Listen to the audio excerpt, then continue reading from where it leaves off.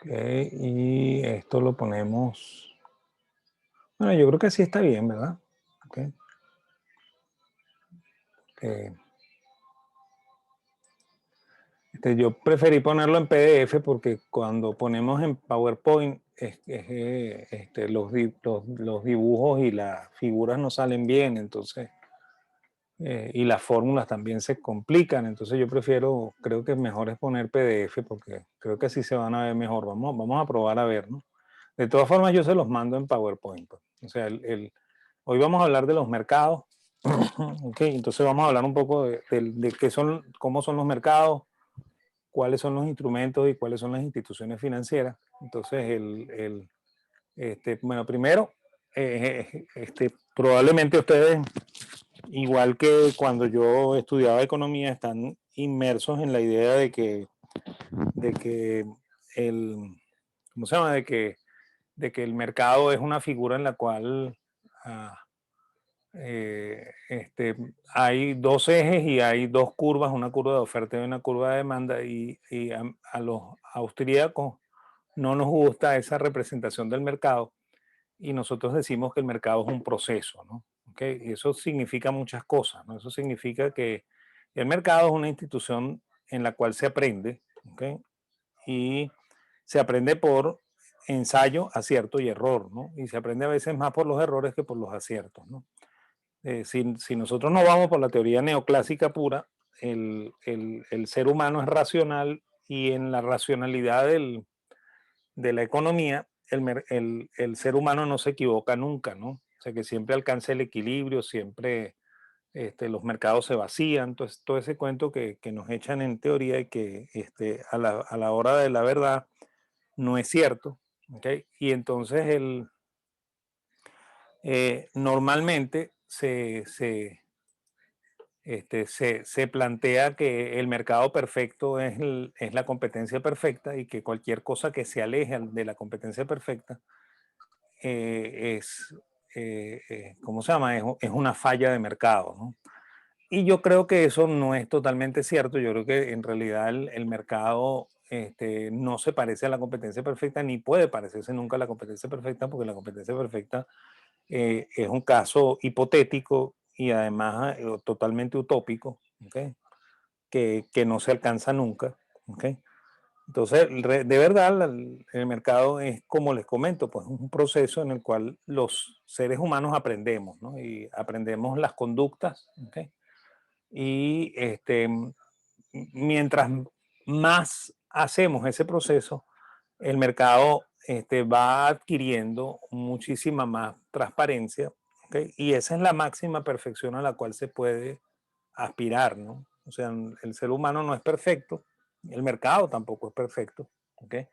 Entonces no puede haber mercados perfectos, pues entonces quizá lo más perfecto que hay es la bolsa, ¿okay? Y esa es la razón por la cual todos los mercados, en lugar de imitar a la competencia perfecta, imitan a la bolsa, pues, ¿ok?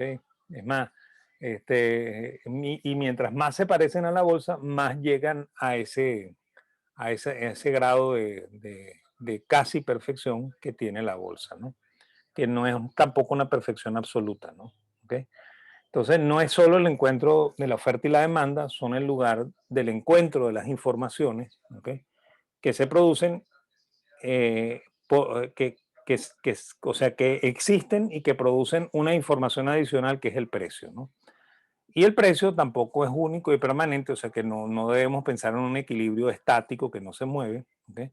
Sino que varía con cada información que llega y que se produce en el mercado, ¿okay? Por lo que nunca existen condiciones estables, ¿okay? El, el, esa condición del equilibrio estático es también una ficción, ¿okay? Eso no existe en los mercados. ¿Okay? Y de hecho las formas de negociación van cambiando y evolucionando, ¿okay? Evolucionan con el conocimiento y con el procesamiento de ese conocimiento por parte de los participantes, ¿no? Y esa es la realidad del mercado, pues. ¿Okay? Y bueno, ya de eso no escapa el mercado financiero, pues el mercado financiero es eso. ¿Okay? Y nosotros pudiéramos decir que el mercado financiero es un conjunto muy general que abarca diferentes elementos, ¿no? En el caso del mercado de capitales, hablamos de un mercado primario, de un mercado secundario y de un mercado bursátil, ¿no? Y en el caso del sistema financiero, nosotros quizá lo pondríamos por aquí, ¿ok? Pero el sistema financiero atiende a veces, ¿ok? A mercado de capitales cuando se trata de instituciones de largo plazo, ¿ok? O se trata de instituciones que emiten títulos valores, ¿ok? Pero normalmente el mercado bancario, que suele ser más pequeño que el mercado de capitales, es un mercado de corto plazo, ¿no? Es más, eso es un error con el cual a mí me educaron, ¿no? Cuando yo estudié economía, los profesores siempre cuando hablaban de mercado financiero se referían al mercado bancario y el mercado bancario es un subsector de todo el mercado financiero. O sea, no es solamente el, no es el único mercado, ¿ok? Y otro error que también a mí me trataron de involucrar, o sea, me trataron de introducir cuando yo estudié, era que la bolsa en Venezuela era un mercado muy pequeño e insignificante, por lo cual no podía ser tomado en cuenta, ¿no? Y fíjense, si nosotros nos imaginamos Estados Unidos que tiene una bolsa muy grande, ¿ok? Y pensamos que el mercado primario de Estados Unidos es así de grande, ¿ok? Y que el mercado secundario también es así de grande, el mercado bursátil es un segmento del mercado secundario, ¿no? ¿Ok? Incluso en Estados Unidos. Y en Estados Unidos la bolsa es grande porque Estados Unidos es grande, pues. O sea, el PIB norteamericano nos aplasta, ¿no? ¿Ok? Entonces, por esa razón también su bolsa nos aplasta, pues. ¿Ok? Y la bolsa no tiene a todas las empresas del mercado norteamericano inscritas, ¿no? Porque la bolsa es una muestra representativa de las empresas que normalmente funcionan en un mercado, ¿no? Y normalmente en Estados Unidos el número de empresas es mucho mayor que el que está en la bolsa, ¿no? ¿Ok? Entonces siempre es una muestra representativa, ¿no? Y en un país pequeño, pobre, ¿ok? Y con pocas empresas, es lógico que su bolsa sea pequeña, poco representativa y ¿cómo se llama? Y de poco tamaño, ¿no? O sea, que es lo más natural de este mundo, ¿no? Y de hecho, este, hay estudios que se han hecho, ¿no? En los cuales relacionan el tamaño del PIB con el tamaño de la bolsa y más o menos eso es congruente de país a país, pues. O sea, México es un país mucho más grande que Venezuela, tiene una bolsa mucho más grande, ¿ok? Colombia hoy en día es mucho más importante que Venezuela gracias a que todo lo que se ha hecho en los últimos años ha hecho que Venezuela retrocediese. Entonces, Venezuela, como México tiene una bolsa mucho más grande que la venezolana. En su tiempo, cuando México y Venezuela tenían PIBs muy parecidos, también sus bolsas eran más o menos parecidas, ¿no? ¿Okay? Entonces no es que no sea representativa ni que sea insignificante y no se deba tomar en cuenta. Se debe tomar en cuenta porque es la realidad nacional, pues. O sea, nos guste o no nos guste, ¿no? ¿Okay? Y el mercado financiero está compuesto por mercado bancario, por mercado de capitales primario y por mercado secundario, ¿no? ¿Okay? Y llamamos mercado bancario al mercado en el cual ocurre intermediación financiera, que ya la vamos a explicar, ¿no? Intermediación financiera indirecta, ¿ok? Porque yo llamo la intermediación del mercado de capitales intermediación financiera directa y ya van a ver por qué, ¿ok? Los mercados de capitales se pueden dividir en dos, ¿no? Los mercados primarios, que son los mercados de colocación, ¿ok? O sea, donde se colocan por primera vez los títulos, por eso que se llama primario, ¿ok? Y los mercados secundarios, que son donde se negocian eh, comercialmente esas emisiones, ¿ok? que, este, que se iniciaron, ¿ok? O sea, que se emitieron inicialmente en el mercado primario, ¿ok? Y bueno, el mercado de capitales está compuesto, el secundario está compuesto por las bolsas de valores, las bolsas de mercancías, las bolsas de futuros, las bolsas de opciones y lo que en Venezuela se llama los mercados de fuera, ¿no? Que también este, los gringos los llaman mercados OTC, ¿okay? Over the counter, ¿okay? Sobre el mostrador. Ellos llaman así a los mercados de fuera. Eso también lo vamos a explicar. ¿ok? Y cuando nos toquemos con cada mercado vamos a explicar de qué se trata eso de mercados de fuera. Y de hecho, el mercado bancario es un mercado de fuera, ¿ok? Aunque ustedes crean que no, eso lo vamos a explicar. Porque vamos a clasificarlos, ¿no? Los mercados se pueden clasificar de acuerdo a la novedad del instrumento, ¿ok? En primario y en secundario, ¿no? Y el primario es el mercado de emisión, o sea, cuando por primera vez se coloca el título en el mercado, ¿ok? Y el secundario es el mercado de transacción, que es que una vez que ha sido emitido, ¿ok? La persona que lo compró decide venderlo. Entonces la persona que lo compra ya no es la empresa y la persona que lo vende tampoco es la empresa, ¿ok? Entonces ese mercado secundario es un mercado de transacción, pues un mercado de comercializaciones, ¿no? Entonces, si lo vemos así, la verdadera inversión ocurre aquí, en el mercado primario, ¿ok? Y no ocurre en el mercado secundario. O sea que cuando uno compra en la bolsa no está realmente invirtiendo, porque eso no añade al stock de inversión, ¿ok? Sino que sencillamente se convierte en una transferencia de una inversión que ya existía previamente, ¿no? Entonces la inversión real ocurre en el mercado primario, ¿ok? Ahora, este, aquí me voy a detener para explicar algo, ¿no? Cuando en la época de Pérez, ¿ok? Y en la época de Caldera se hicieron privatizaciones, ¿ok? Entonces, una de las tantas privatizaciones fue CanTV, ¿ok? O sea, CanTV hizo la, la colocación de sus acciones, ¿ok? Y quien vendió esas acciones o el propietario de las acciones no era CanTV, ¿ok? Por lo cual quienes compramos acciones de la emisión, o sea, de la privatización de CanTV, no se las compramos a CanTV, ¿ok? Sino que se las compramos al Fondo de Inversiones de Venezuela que fungía como propietario de CanTV.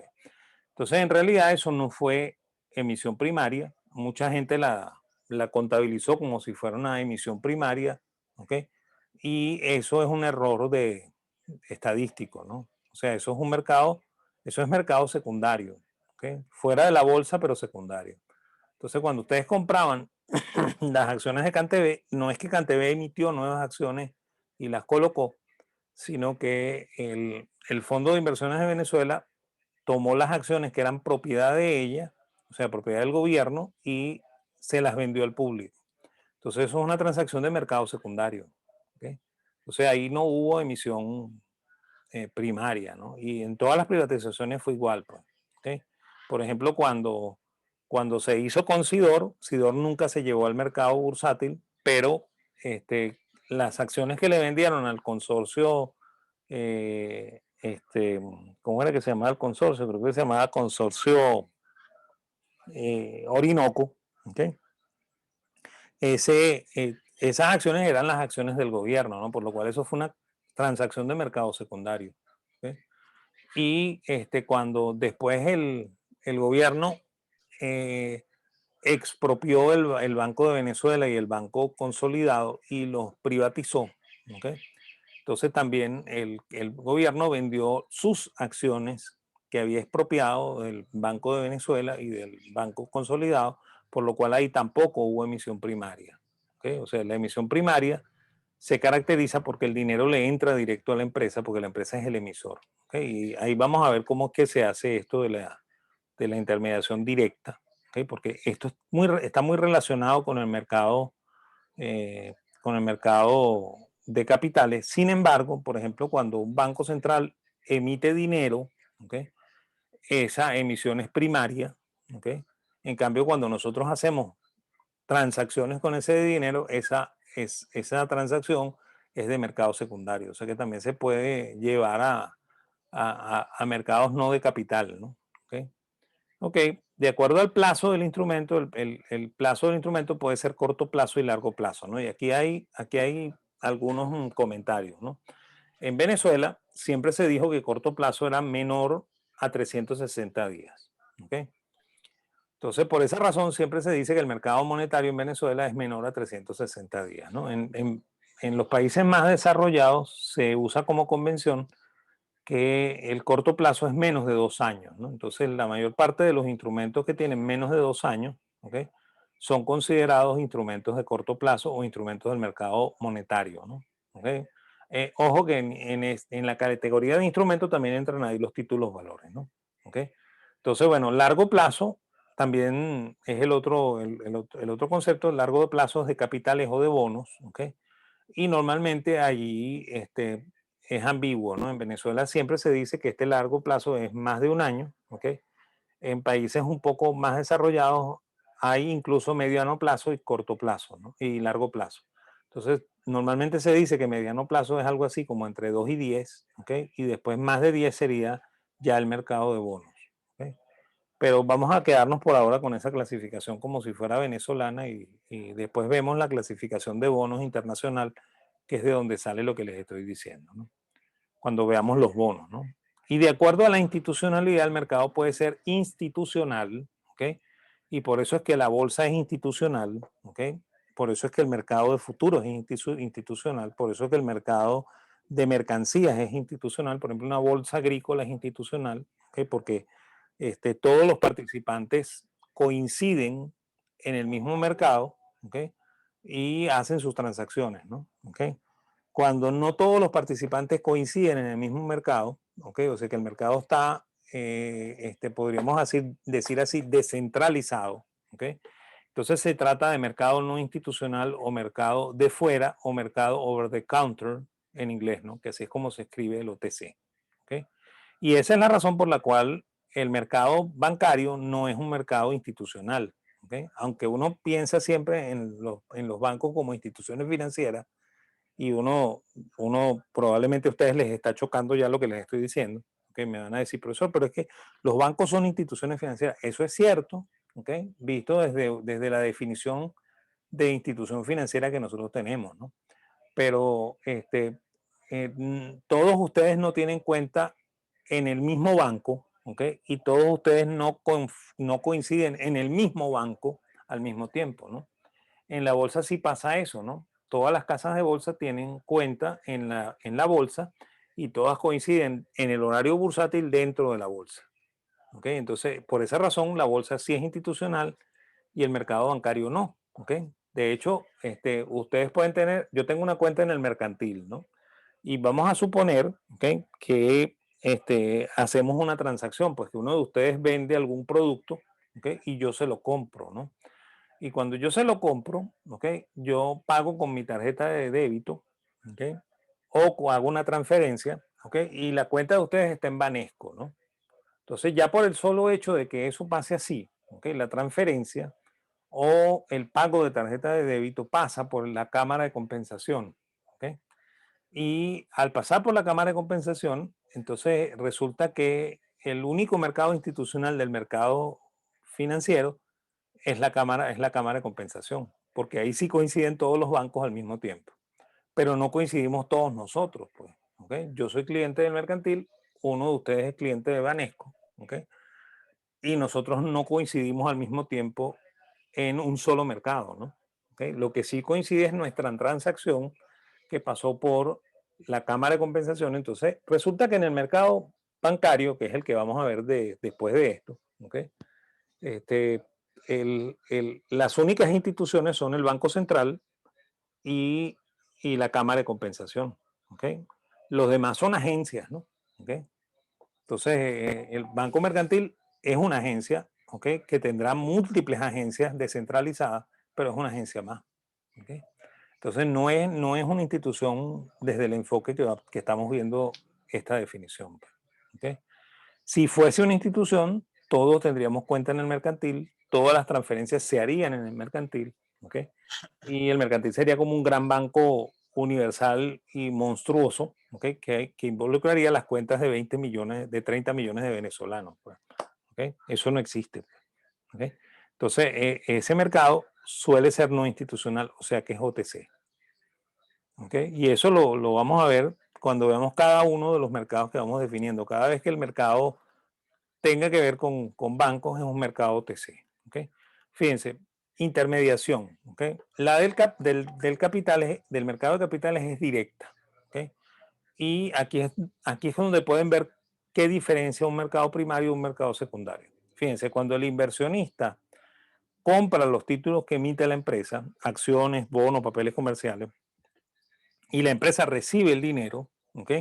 Entonces ahí hay inversión de verdad, ¿verdad? ¿Ok? Porque el inversionista le dio su dinero a la empresa y la empresa salió a comprar activos con ese dinero.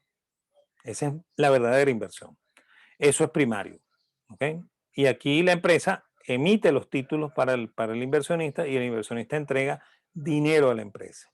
¿Ok? Por eso es que cuando privatizaron CanTV, esto no ocurrió. ¿Ok? Ocurrió una cosa como la que vamos a ver aquí. ¿Ok? Y eso no es mercado primario. ¿Ok? Eso es mercado secundario. ¿Ok? Entonces, aquí hay emisión de títulos. ¿Ok? Aquí hay entrega de dinero. ¿Ok? Por eso que esto es mercado primario. ¿Ok? Cuando vamos al secundario, después que ya yo compré este título, ¿ok? Vamos a suponer que yo compré las acciones de CanTV y a mí me desilusionaron mucho, ¿ok? Y yo no quiero seguir siendo accionista de CanTV, ¿ok? O también puede pasar que yo la compré con el objetivo de ganar plata, ¿ok? Ya gané mi plata, ¿ok? Y ya resolví lo que yo necesitaba, ¿ok? Entonces, ahora yo soy el vendedor, ¿ok? Que vende las acciones que compró aquí, ¿ok? Y se las vende a otro accionista que va a ser ahora el dueño de CanTV. ¿Ok? Entonces, aquí ocurre una transacción pura y simple de propiedad. ¿Ok? O sea, él me da dinero a mí, ¿ok? Probablemente yo hice una ganancia o hice una pérdida, pero él me da dinero a mí, yo le entrego acciones a él, ¿ok? Pero esto es una transacción pura de mercado, ¿ok? Esa es mercado secundario. Aquí no hay inversión, ¿ok? Puede ser que el comprador la esté viendo como una inversión, ¿ok? Él dice, voy a comprar hoy a $100 con la intención de que esto llegue a $300, ¿ok? No sé si va a llegar a $300, puede llegar a 50 y puede llegar a 180, ¿no? ¿Ok? Y si soy lo suficientemente hábil y no sigo esperando el 300 y vendo en 180, hago ganancia y me salgo, ¿no? ¿Ok? Pero eso no es una inversión, pues. ¿Ok? Eso es una ganancia pura de mercado. ¿Ok? Que se realiza cuando yo le vendo a otro comprador y vuelvo a ejecutar una intermediación directa secundaria. ¿Ok? O sea que así funciona el mercado de capitales. Pues probablemente aquí hay una casa de bolsa o probablemente aquí hay una casa de bolsa que actúa como agente y cobra una comisión, ¿no? Pero la transacción es directa. ¿Ok? Aunque yo no conozca al señor que me está comprando y él no me conozca a mí. ¿Ok? Es una transacción directa. ¿Cómo es la transacción del mercado financiero? ¿No? La transacción del mercado financiero es indirecta. ¿Okay? Ya vamos a ver cómo es la bolsa después, pero vamos a ver esto primero. O sea, en el cual unos depositantes ponen su dinero en la institución financiera, ¿ok? Y esa institución financiera, ¿ok? Canaliza esos recursos hacia personas que le piden deuda, ¿no? ¿Okay? Entonces, aquí hay una intermediación, pero aquí sí pasa por la institución financiera porque este depositante, cuando deposita, hace que la empresa cree un pasivo, ¿no? ¿Okay? Y este, este deudor, cuando adquiere el crédito, hace que la institución financiera cree un activo, ¿ok? Por lo cual el dinero efectivamente pasa por la institución financiera, ¿ok? Eso no pasa en el mercado de capitales y ya vamos a ver ahorita qué pasa en la bolsa, ¿no? Cómo es la transacción en la bolsa, pero así es como ocurre la transacción en el mercado bancario, ¿okay? Y por eso a esto lo llamamos, o lo llamo yo intermediación financiera indirecta, ¿okay? Porque sí tiene que pasar por la institución, ¿no? ¿Cómo ocurre el proceso en la bolsa? Fíjense cómo ocurre, ¿no? O sea, vamos a suponer que yo soy el cliente A, ¿no? Y yo le digo a mi casa de bolsa con la que establecí un contrato, porque debe haber un contrato, ¿ok? Eso también se aprendió, ¿no? Por eso que les digo que el mercado es un proceso de aprendizaje, un proceso evolutivo de aprendizaje, donde aprendemos a cometer cada vez menos errores, ¿no? Por eso es que la institución sirve para mejorar al mercado, ¿no? ¿Okay? Cuando en los 90 yo quería hacer una transacción, yo me buscaba a cualquier corredor y le decía al corredor, mire, yo quiero vender acciones, ¿ok? Y el corredor ni se preocupaba si yo era verdadero accionista o no era verdadero accionista de las acciones, ¿ok? O si yo tenía dinero o no tenía dinero. Hoy en día la cosa es un poquito más compleja, ¿no? Como los corredores han sufrido estafas, ¿ok? Entonces, hoy en día existen contratos, ¿no? Entonces, uno va a una casa de bolsa y hace un contrato con esa casa de bolsa y se compromete a unas cosas, ¿no? Y de hecho el contrato dice que lo van a grabar a uno, ¿no? ¿Ok? Porque una de las cosas que tienen que tener la casa de bolsa como prueba es la grabación, y la única forma en la que la grabación es prueba es que yo haya firmado previamente un contrato en el cual me informen de que me van a grabar. ¿Ok? Si no, yo llevo eso a un tribunal venezolano y se cae la demanda, pues. Entonces, bueno, las casas de bolsa han aprendido eso y han creado contratos entre sus clientes y ellos para permitir que la transacción se haga de la mejor manera posible. Entonces, vamos a suponer que yo quiero comprar acciones, ¿no? Y le digo a la casa de bolsa, mire, yo quiero comprar unas acciones de Ron Santa Teresa, por ejemplo. Entonces, la casa de bolsa va a ir con mi orden a la bolsa, ¿ok? No me la va a vender las acciones, no me va a vender ella las acciones, ella va a ir a la bolsa con mi orden, ¿ok? Y ahí pondrá mi orden, ¿no? Pondrá el señor de la cédula tal quiere comprar 1000 acciones de Ron Santa Teresa a $2, por ejemplo, ¿ok? Y resulta que hay otro cliente B, ¿ok? Que quiere vender acciones de Ron Santa Teresa y está dispuesto a venderlas a 3, ¿ok? Entonces, él le dice a la casa de bolsa, hace su contrato con la casa de bolsa y la casa de bolsa viene con esa operación a la casa de bolsa, a la bolsa de valores. Y ahí en la bolsa de valores van a ver múltiples transacciones en propuesta, ¿no? O sea, van a decir, este, eh, este señor compra, por ejemplo, 1000 acciones a 2 y este otro señor está vendiendo, por ejemplo, 2000 acciones a 3, ¿ok? Resulta que ahí no hay mercado, ¿no? ¿Okay? Porque yo compro a 2 y él vende a 3, ¿ok? Pero ambos estamos parados ahí, pues, ¿ok? De repente el de 3 llama a su corredor de bolsa y le dice al corredor de bolsa, mira, ¿cómo está el mercado? Y dice, bueno, mira, lo único que está comprando por ahí es un señor que está comprando 1000 acciones a 2, ¿ok? Entonces, el señor que quiere vender a 3 le dice al corredor, bueno, véndele esas 1000 acciones a 2 y te quedas ahí vendiendo a 3. ¿Okay? Entonces me vende a mí 1000 a 2 y él se queda vendiendo otras 4000 que le quedan todavía a 3. ¿Okay? Entonces, si después viene otro comprador y el otro comprador pregunta, ¿quién está vendiendo? Me está vendiendo un señor que vende a 3. Entonces, el tipo le puede decir al corredor, bueno, véndele a 3, cómprale a 3 y yo tengo esas acciones. ¿No? ¿Okay? Por el contrario, él se puede parar igual que yo en 2, 2.50, ¿okay? Y en la medida en la que vayan apareciendo nuevos vendedores y nuevos compradores, el mercado se va ensanchando, ¿okay? Y van ocurriendo las transacciones, ¿okay? Así pasan en todos los mercados. Pues si yo, por ejemplo, voy a Quinta Crespo, ¿okay? Y le pregunto al señor que vende carne a cómo tiene la carne y el tipo me dice la carne está a 5 millones de bolívares el kilo, ¿okay? A mí me parece eso caro y sigo caminando, ¿no? Y entonces pregunto en la otra nevera, mire, señor, ¿cómo tiene la carne usted? Bueno, yo la tengo a 4800. Entonces yo me fastidio, me voy para otro lado y pregunto en la otra nevera, mira, ¿cómo tienes tú la carne? Bueno, yo la tengo en 5200, 5.200.000. ¿Okay? Y me fastidio también y voy donde otro y pregunto, ¿cuándo la tienes tú? Bueno, 5.100.000. Entonces, bueno, ya yo me di cuenta que parece que el que vende más barato es el que vende a 4.700.000. No me regreso, miro la carne, si me conviene, si veo que la carne es buena, le termino comprando la carne a él, pues, ¿okay? Porque es el que vende más barato. Igualito que en la bolsa, pues. ¿Okay? Lo que pasa es que la bolsa es mucho más técnica, mucho más institucionalizada y los corredores tienen que poner sus precios, ¿okay? Para que todo el mundo sepa a qué precios compras y a qué precios vendes. ¿Okay? Por eso que les digo, todos los mercados se copian a esto, ¿okay? Y obviamente mientras más cercanos a esto, más perfecto es, pues, ¿okay? O sea, ese criterio de que la perfección es el mercado de competencia perfecta es de un falso increíble, ¿no? Ahora, cuando ocurre la transacción, ¿okay? Vamos a suponer que esto ocurrió, ¿okay? Que nos pusimos de acuerdo en un precio y ocurrió la transacción.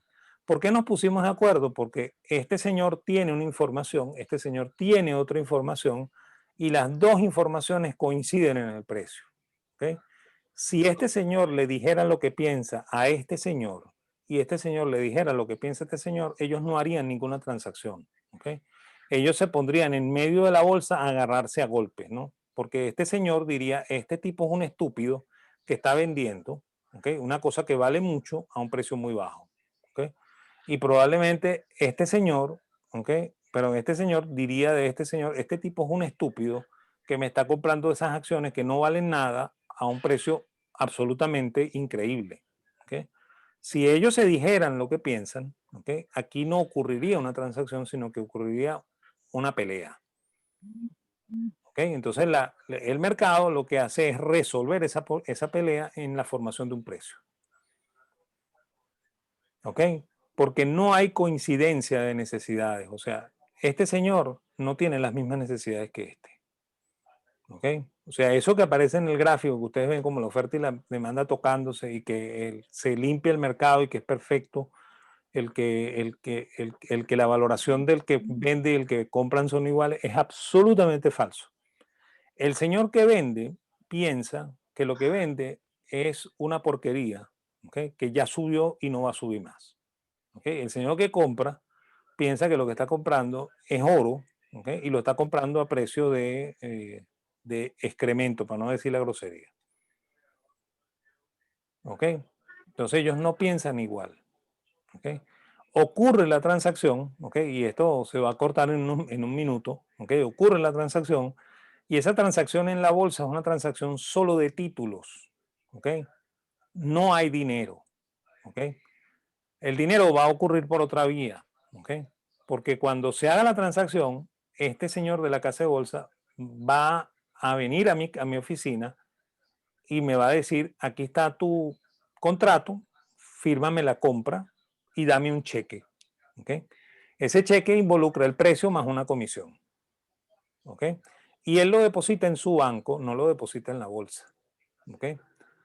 Y le avisa a este señor de la casa de bolsa, este señor ya me firmó la carta, ¿okay? Y el señor de la casa de bolsa entonces va donde el cliente, le dice, fírmame la carta de traspaso, entrégame la propiedad de las acciones, ¿okay? Que ahora son de este señor, ¿okay? Y yo te entrego un cheque a ti, ¿okay? Por el valor menos la comisión, ¿okay? Y en el interín, ¿okay? Esta casa de bolsa le manda a esta casa de bolsa el valor entero sin la comisión, ¿okay? Y esta casa de bolsa se queda con la comisión de este cliente, esta casa de bolsa se queda con la comisión de este cliente y aquí ocurrió la transacción del dinero de nosotros, ¿okay? Y aquí ocurrió la transacción del título de nosotros. Entonces, esto es importantísimo entenderlo porque normalmente la gente dice que aquí se lava dinero, ¿no? ¿Okay? Y la gran pregunta es, ¿cómo usted puede lavar dinero si por aquí no circula dinero? ¿Okay?